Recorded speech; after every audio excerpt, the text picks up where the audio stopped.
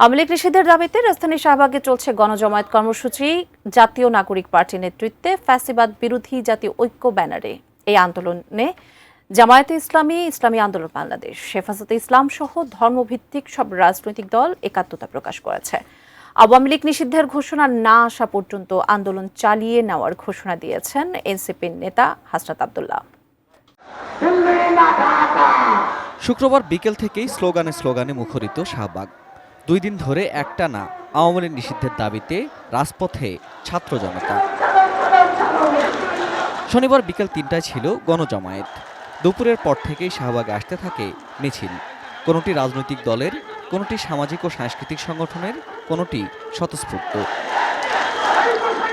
বিকেল গড়াতেই লোকারণ্য আশেপাশের সড়কগুলো। একাত্মতা প্রকাশ করে বক্তব্য রাখেন বিভিন্ন রাজনৈতিক দলের নেতা।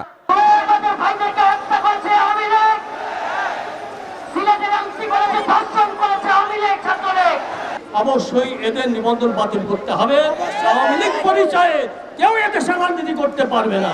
জাতীয় নাগরিক পার্টির দক্ষিণাঞ্চলের মুখ্য সংগঠক হাসনাত আব্দুল্লাহ আওয়ামী লীগ নিষিদ্ধের চূড়ান্ত প্রমাণ ছাড়া রাজপথ না ছাড়ার আহ্বান জানান। কোন ষড়যন্ত্রের চাপে পড়ে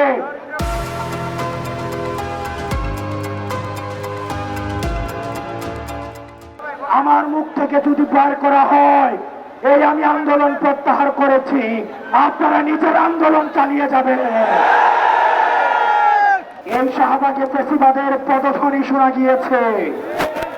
আমরা এই শাহবাগ থেকে ফ্যাসিবাদের পতন আমরা কফিনের শেষ পেরেকটা মারব।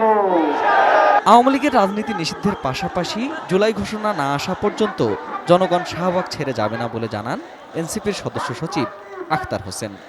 আওয়ামী লীগ রাজনৈতিক দল এই কথা বলে আওয়ামী লীগকে যদি বাংলাদেশে ফেরানোর চেষ্টা করা হয়, বিদেশি শক্তি, বাংলাদেশের ভিতরকার কোন শক্তি যারা আওয়ামী লীগকে বাংলাদেশে ফেরাবার চেষ্টা করবে, জুলাই জনতা তাদেরকে সর্বোচ্চ শক্তি দিয়ে রুখে দেবে ইনশাআল্লাহ। সন্ধ্যায় আরও বড় হয় গণজমায়েত। স্লোগান চলতে থাকে হত্যার দায়ে আওয়ামী লীগকে নিষিদ্ধ ঘোষণার। Ferdous Rahman, ATN news, Dhaka.